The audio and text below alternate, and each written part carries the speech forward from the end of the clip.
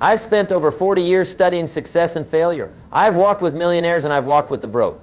I've counseled the prosperous and I've counseled those in despair. And I can tell you with absolute certainty, discipline is everything. Now, I didn't say discipline is important. I didn't say discipline is valuable. I said discipline is everything. And today I want to share with you why this one quality, this one decision, this one daily practice will transform every single area of your life. You see, most people are looking for the magic answer. They're looking for the secret formula, the hidden shortcut. They say, Jim, just tell me how to get rich quick. Or Jim, just tell me how to lose weight without changing my habits. But that's not how life works, is it? Life doesn't pay off for the person looking for the easy way. Life pays off for the person willing to pay the price. And what is that price? Discipline? The nature of discipline. Discipline isn't complicated, but it isn't easy either. Discipline is simply doing what you know you should do when you should do it, whether you feel like it or not. That's it. No magic, no mystery. Discipline is getting up an hour earlier to study when your body begs for more sleep. Discipline is saving 10% of your sinking when that new car is calling your name. Discipline is choosing the apple instead of the donut when nobody's watching. Discipline is making one more sales call when you've already faced rejection all day. But here's what's fascinating about discipline. It's available to everyone. You don't need special talents. You don't need wealthy parents. You don't need a college degree. All you need is the decision to discipline your life starting today, starting now. Now let me share something profound with you. Discipline weighs ounces, but regret weighs tons. When you choose the discipline of saving money today, it might feel like a small sacrifice. But when you reach retirement with financial security instead of desperation, you'll understand the weight of regret that you've avoided. When you choose the discipline of controlling your words today, it might seem like a small matter. But when you built relationships of trust instead of broken bridges, you'll understand the weight of regret that you've avoided. The pain of discipline is temporary, but the pain of regret, that can last a lifetime. The mathematics of discipline. Let me tell you about the mathematics of discipline. It's not complex arithmetic, it's simple addition and multiplication. But most people never grasp it. You see, discipline compounds. Small, disciplined actions repeated over time create massive results. If you save just $100 per month, that's about $3 per day, less than a fancy coffee, and invest it at a modest 8% return, do you know what happens over 40 years? You end up with over $300,000. From coffee money, that's the mathematics of financial discipline. If you read just 10 pages of a good book every day that takes maybe 15 to 20 minutes, do you know what happens over a year?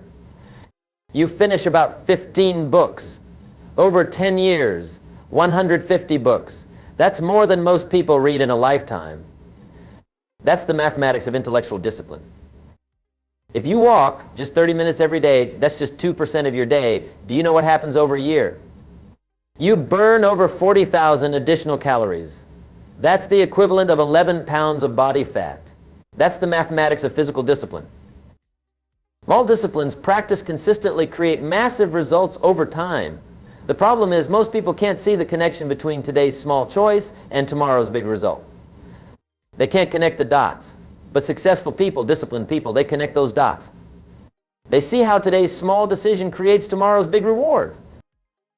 And that brings me to an important truth. Success is nothing more than a few simple disciplines practiced every day, while failure is simply a few errors in judgment repeated every day. It is the accumulative weight of our disciplines and our judgments that leads us to either fortune or failure. The enemies of discipline. Now, if discipline is so powerful, and it is, why don't more people practice it? Let me tell you about the enemies of discipline. There are 3 major ones, and you must defeat them all. The first enemy is the voice of instant gratification.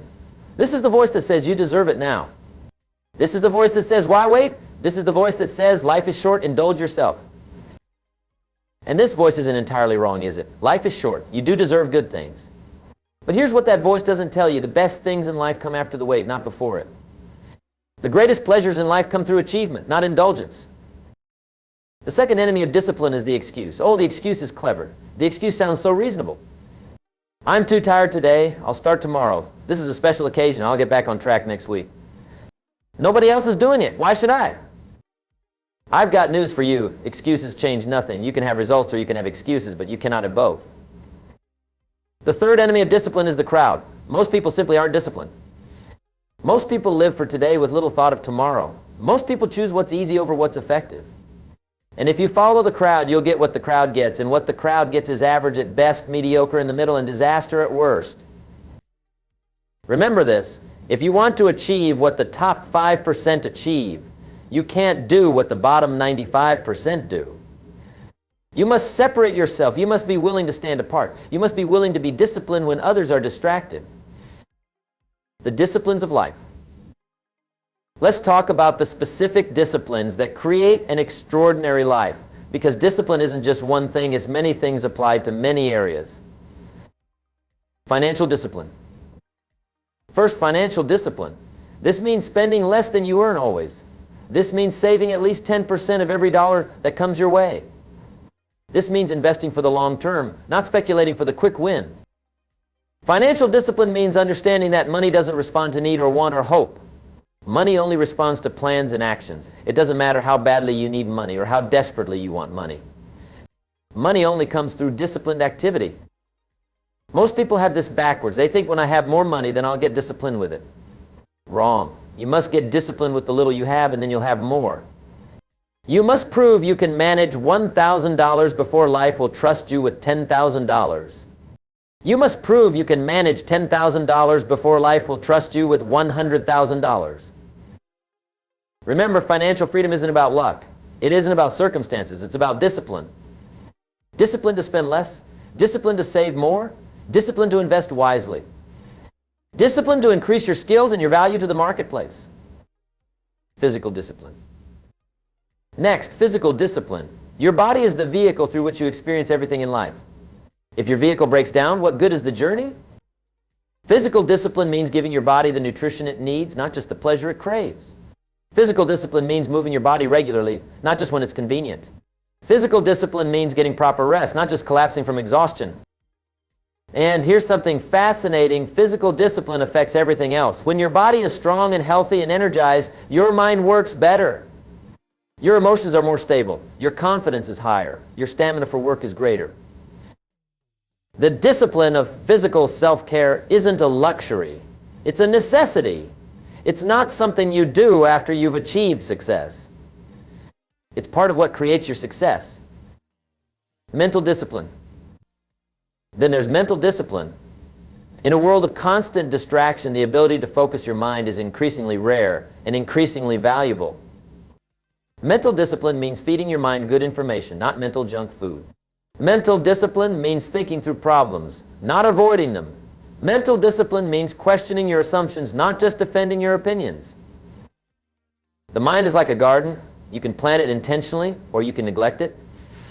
Either way, something will grow, but only the disciplined gardener of the mind harvests ideas worth having. I've often said that formal education will make you a living, but self-education will make you a fortune. But self-education requires mental discipline. It requires the discipline to read when others are watching television. It requires the discipline to listen to educational audio when others are listening to gossip. It requires the discipline to think when others are merely reacting. Emotional discipline. Next, we have emotional discipline. This might be the most overlooked form of discipline, but it's one of the most important. Emotional discipline means controlling your reactions, not letting your reactions control you. Emotional discipline means choosing your attitude, not just expressing whatever you feel. Emotional discipline means directing your focus toward solutions, not problems. Most people let circumstances determine their emotions. If things go well, they feel good. If things go poorly, they feel bad. But the disciplined person understands that emotions can be chosen, not just experienced. You can choose to be grateful even when things are difficult. You can choose to be confident even when facing uncertainty. You can choose to be calm even when surrounded by chaos. And why does this matter? Because your emotions drive your actions and your actions create your results. Undisciplined emotions lead to undisciplined actions, which lead to undisciplined results. Time discipline. Then there's time discipline. We all have the same 24 hours, but some people accomplish vastly more than others. Why? Time discipline. Time discipline means knowing the difference between activity and productivity. Time discipline means focusing on your priorities, not just your preferences. Time discipline means saying no to the good so you can say yes to the best.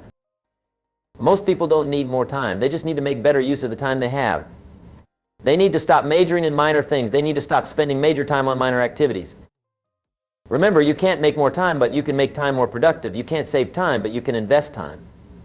And the disciplined investment of time creates compound returns, just like the disciplined investment of money. Relationship discipline. Finally, there's relationship discipline. Your relationships will determine much of your joy and much of your success. But great relationships don't just happen, they require discipline. Relationship discipline means keeping your promises even when it's inconvenient. Relationship discipline means controlling your words, especially when you're angry. Relationship discipline means giving attention, not just seeking attention. Most people approach relationships casually. They invest when it's easy and withdraw when it's hard. But the disciplined person understands that relationships, like all valuable things, must be built consistently, not occasionally. The process of building discipline. Now, how do you develop discipline if you don't have it? Because let's be honest, many of us weren't raised with strong discipline. Many of us have developed habits of comfort rather than habits of growth. Here's the process. First, start small. Don't try to transform your entire life overnight. That's a recipe for failure. Instead, choose one small area and build discipline there. Maybe it's making your bed every morning.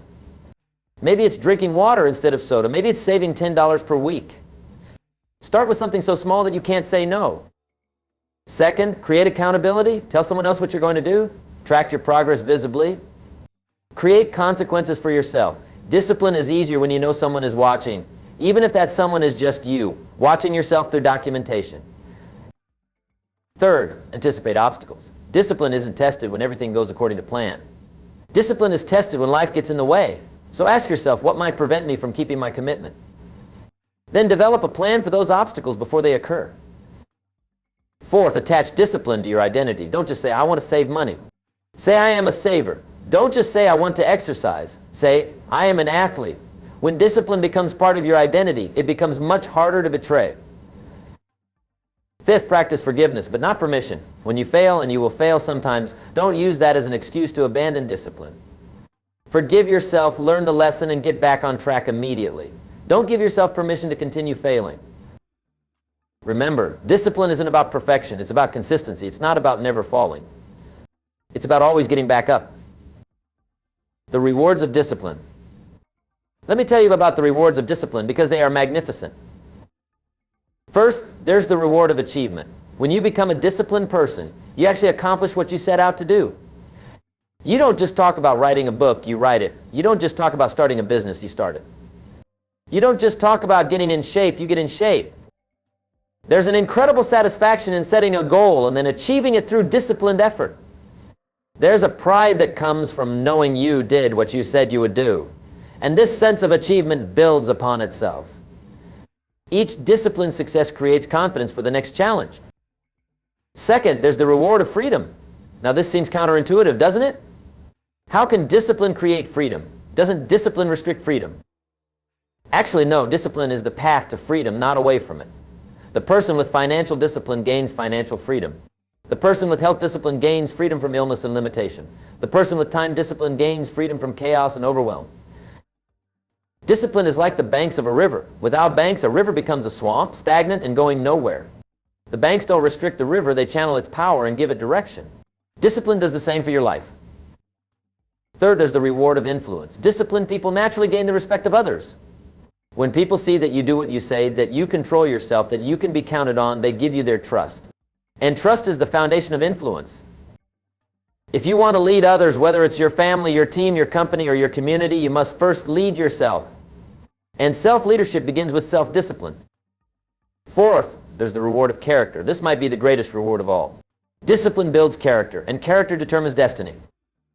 You see, what you get by achieving your goals isn't as important as what you become by achieving your goals. The external rewards of discipline, the money, the recognition, the achievements, these are wonderful. But the internal reward, the person you become, that's the true prize. When you practice discipline, you become someone who can be trusted by others and by yourself. You become someone with strength of mind and strength of will. You become someone who doesn't just talk about values but lives them. You become someone worthy of the opportunities that life presents. The decision for discipline. So let me ask you, are you ready to choose discipline? Are you ready to do what others won't so you can have what others don't? Are you ready to pay the price of success instead of the price of failure? Because make no mistake, you will pay a price either way. There's a price for discipline and there's a price for lack of discipline. And the price of discipline, though steep, is never as costly as the price of regret. Today, right now, you can make a decision that will change everything. You can decide that from this day forward, you will be a disciplined person. Not a perfect person. Perfection isn't required. But a disciplined person who does what needs to be done when it needs to be done, whether you feel like it or not. Start with one area. Start with one habit. Start with one decision. But start. Because a year from now, you'll wish you had started today. Remember, it's not what we do occasionally that shapes our lives. It's what we do consistently. And consistency comes from discipline. Perhaps you've heard me say before that there are two pains in life, the pain of discipline and the pain of regret. The difference is that discipline weighs ounces while regret weighs tons. Choose the weight you want to carry. The daily disciplines. Let me share with you some specific daily disciplines that, if practiced consistently, will transform your life completely. First, the discipline of early rising. I recommend getting up at least 1 hour before you have to. Use this time for yourself, for planning, for learning, for exercise, for meditation. This one habit alone can change your life. The quiet hours of the morning before the world's demands begin are priceless for personal development. I found that successful people are rarely late sleepers. They understand that the early morning offers a tranquility and focus that can't be found at any other time of day. Second, the discipline of planning. Take time each evening to plan the next day. Take time each weekend to plan the next week. Take time each month to review and plan the next month. Without a plan, you'll drift. With a plan, you'll direct. And remember, planning isn't just about scheduling activities. It's about deciding priorities. It's about making sure the important doesn't get pushed aside by the urgent. Third, the discipline of continual learning. Set aside time each day to read, to listen, to learn. The world is changing faster than ever before. The only security is the ability to learn continuously. I recommend reading at least 30 minutes daily. I recommend listening to educational audio during your commute or exercise. I recommend attending seminars and workshops regularly. The investment in your mind always pays the highest return. Fourth, the discipline of health management. Your health affects everything else.